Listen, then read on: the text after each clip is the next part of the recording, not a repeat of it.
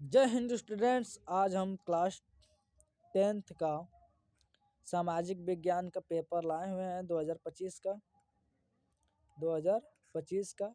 इसको एनालिसिस करेंगे कौन कैसा कैसा प्रश्न पूछ रहा है सामाजिक विज्ञान में। आप देख सकते हैं सामाजिक विज्ञान आज देखेंगे पेपर और क्वेश्चन भी देखेंगे कैसा कैसा क्वेश्चन आ रहा है। तो आपका ज़्यादा समय नहीं लेते हुए आप 3 घंटा का पेपर होता है, 70 मार्क्स का होता है। 70 में आपको 23 से 24 नंबर लाना होता है, 25 नंबर सेव होता है, 25 नंबर पे पास हो जाओगे। डरने की कोई बात नहीं है।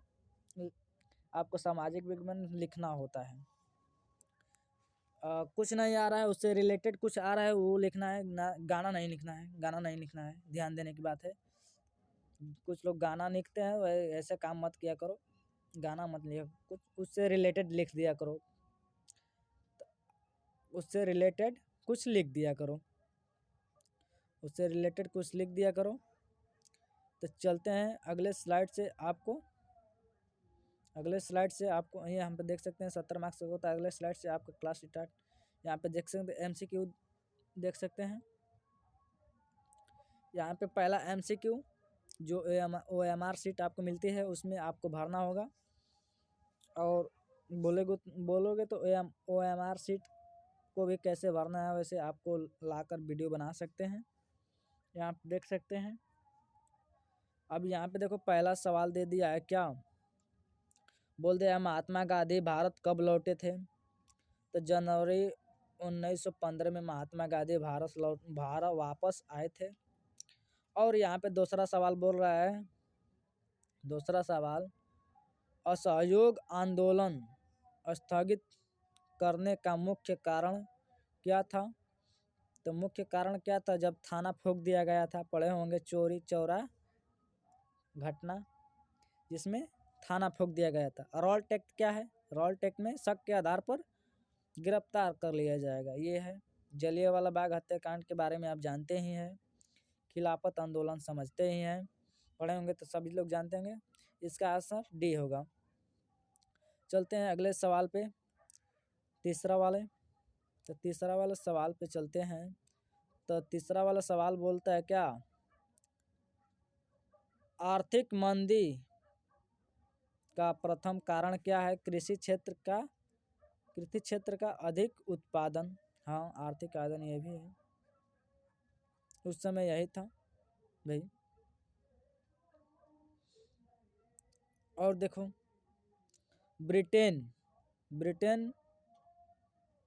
ब्रिटेन व्यूट नामक स्थान निम्नलिखित में से कहाँ स्थित है।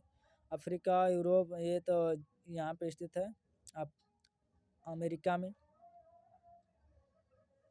चलते हैं अगले सवाल पे, पाँचवा देख सकते हैं। सर्वप्रथम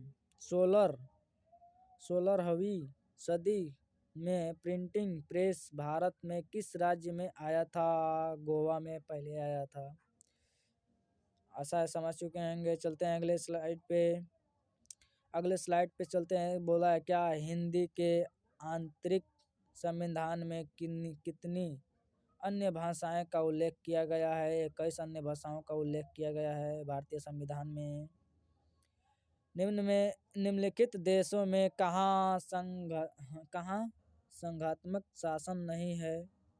श्रीलंका में नहीं है संघात्मक शासन। चलते हैं अगले क्वेश्चन पे देख सकते हैं। यहाँ पे बोल रहा है क्या, लोकतांत्रिक शासन व्यवस्था अन्य व्यवस्थाओं से अच्छी है क्योंकि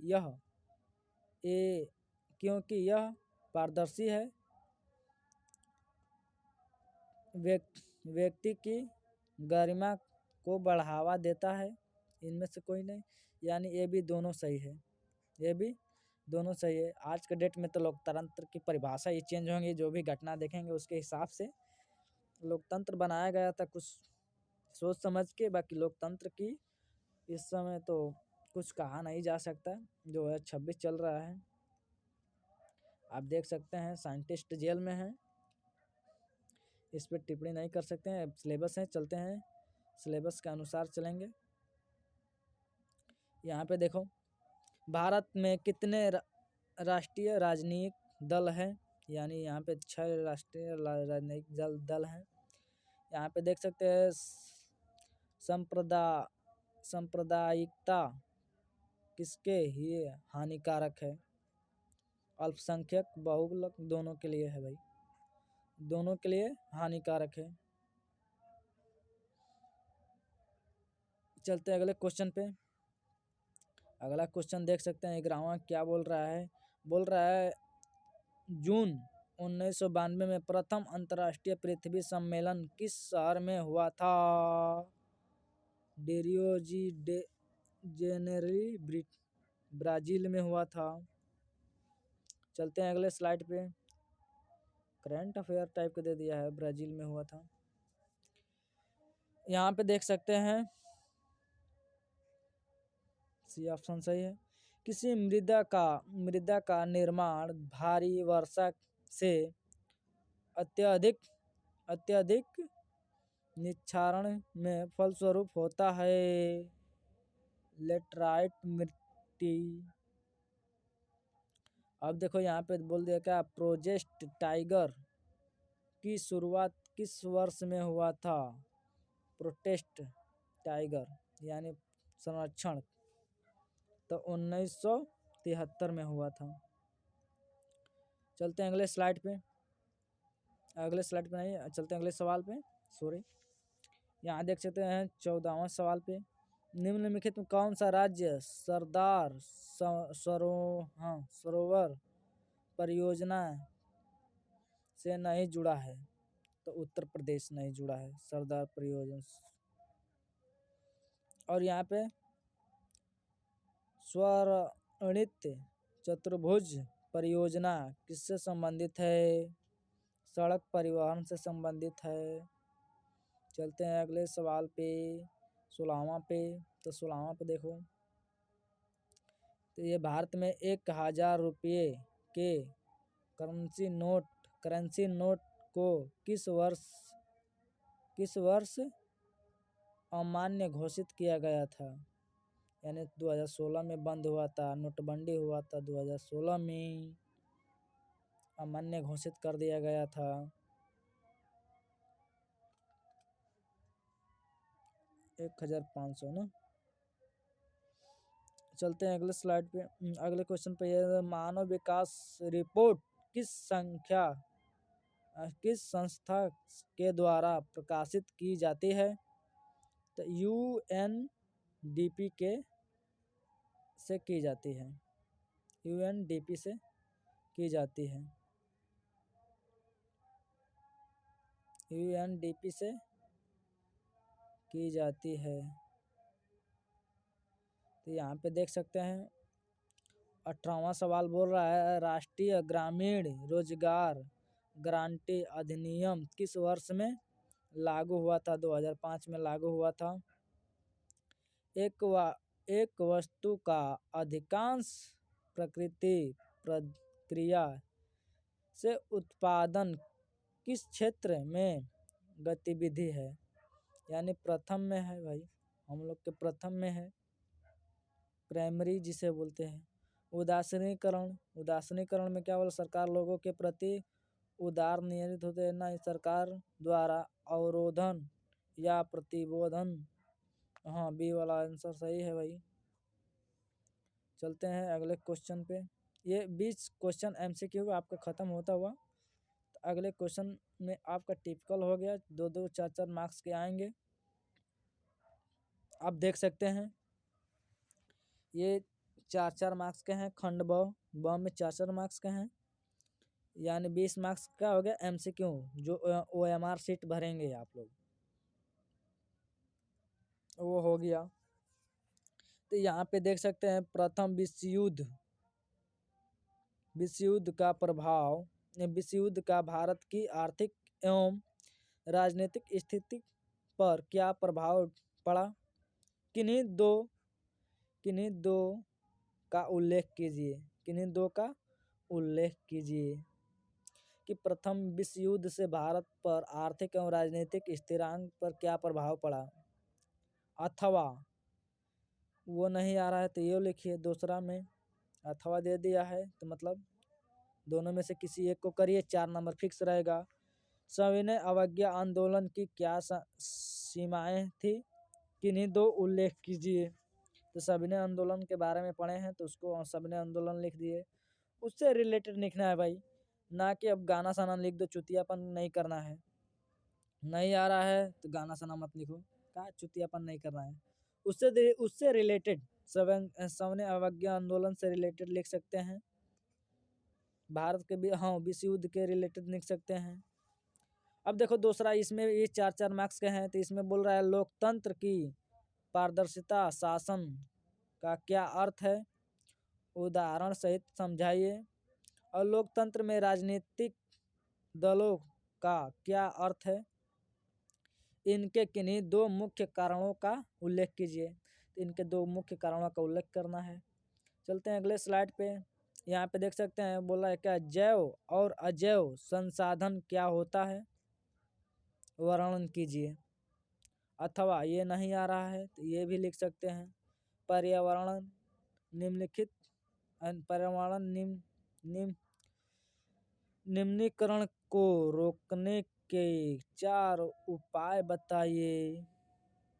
चौथा में बोल रहा है क्या, राष्ट्रीय ग्रामीण रोजगार गारंटी अधिनियम 2005 क्या है, विवेचना कीजिए। इसमें विवेचना कीजिए यानी लिखिए। नहीं आ रहा है आपको ये लिखना, कौन, भारत में साख के विभिन्न स्रोत क्या है, वर्णन कीजिए। ये लिखिए। खंड ब का दूसरा में ये 6 मार्क्स का है, 6 मार्क्स का है, लिखना आवश्यक है। एक पन्ना हो जाएगा, एक पन्ना से अधिक हो सकता, 150 वर्ड पूछा है, एक पन्ना लग सकता है, एक पेज लग सकता है। बोले क्या, नेपोलियन कौन था, उसके सुधार क्या थे, उस सुधारों का क्या प्रभाव पड़ा उस सुधारों का क्या प्रभाव पड़ा। ये नहीं आ रहा तो ये लिख सकते हो, यूरोप में राष्ट्रवाद के उदय में जर्मन एवं इटली की एकीकरण का क्या योगदान है, एकीकरण का क्या योगदान है। दोनों में से कोई एक करना है, तब आपको 6 नंबर मिलेगा भाई। तो आप कम से कम लॉन्ग आंसर तैयार करके जाइए। लॉन्ग आंसर तो सभी लॉन्ग आंसर आ ही रहे हैं 4-4 मार्क्स के, आप देख ही रहे हैं। ये 2025 का पेपर है, देख सकते हैं। अब देखो छठा में बोल रहे हैं, भारत की संघीय व्यवस्था की 4 विशेषताएं लिखिए। विशेषताएं लिखिए। भारत की संघीय और एकात्मक स्वरूपों में क्या अंतर है, उदाहरण देकर लिखना है। तो दोनों में से कोई एक करना है, दोनों में से कोई एक करना है। 7वां देख सकते हैं, 7वां भी 6 मार्क्स का है। तो 7वां, भारत में सड़क परिवहन पर एक लेख की लिखिए। सड़क परिवहन पर एक लेख लिखना है।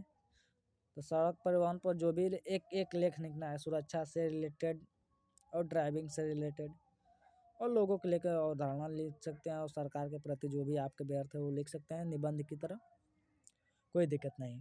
यहाँ देखो, भारत की चीनी उद्योग के विषय में बताते हुए किसी चुनौतियों पर प्रकाश डालिए।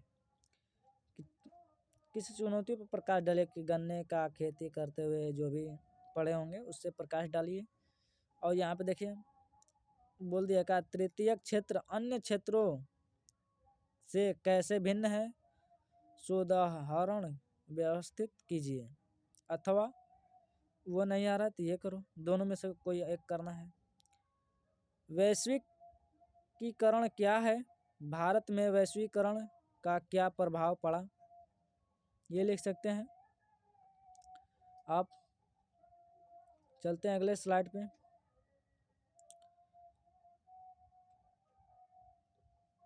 ये लिख सकते हैं, चलते हैं अगले स्लाइड पे। ये देख सकते हैं, ये क्या मानचित्र दिया है, आपको वहाँ पे उल्लेख करना है कौन सा स्थान कहाँ है, क्या करना है क्या नहीं करना है। आपको संग में एक मानचित्र मिलता है, नक्शा जिसे बोल सकते हो। वहाँ पे इसको दर्शाना होता है। अब यहाँ पे देखो क्या लिखा है, निम्न स्रोतों के भारत में दिए गए रेखा मानचित्र चिन्ह का नामकरण दर्शाइए, तो नाम एवं अंकित लिखिए। जो भी ये हाफ मार्क्स के हैं, 2 सही करोगे तो 1 मार्क्स मिलेगा भाई। यानी यहाँ पे देखो पहला में बोल रहा है ना, वह स्थान जहाँ सूची मिलती श्रीमती के सत्याग्रह आंदोलन किया गया था, जहाँ से आंदोलन किया वहाँ पे ट्रिक दर्शाना है, ऐसे ऐसे दिया होगा चिन्ह। जलियांवाला बाग हत्याकांड कहाँ हुआ था उसको दर्शाना है मानचित्र में, आप समझ सकते हैं।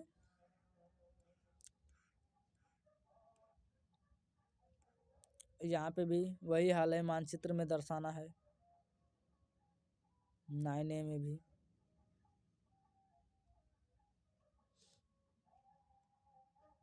ये भी देख सकते हैं, मानचित्र संबंधित प्रश्न है, आपको दिखा दे रहे हैं, आप देख लीजिए।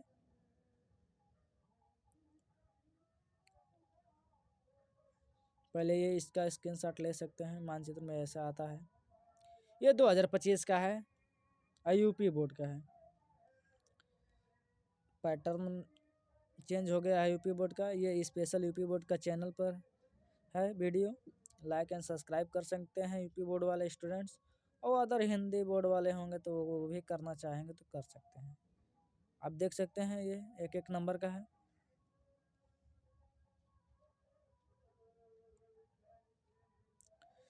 ये आपको वीडियो को यहीं विराम देते हैं। लाइक एंड शेयर और सब्सक्राइब जरूर करें, जिससे हमारा प्रोत्साहन बने रहे और आपको वीडियो ज़्यादा से ज़्यादा हम प्रोवाइड कर सकें। इस क्लास को यहीं विराम देते हैं। जय हिंद, जय भारत।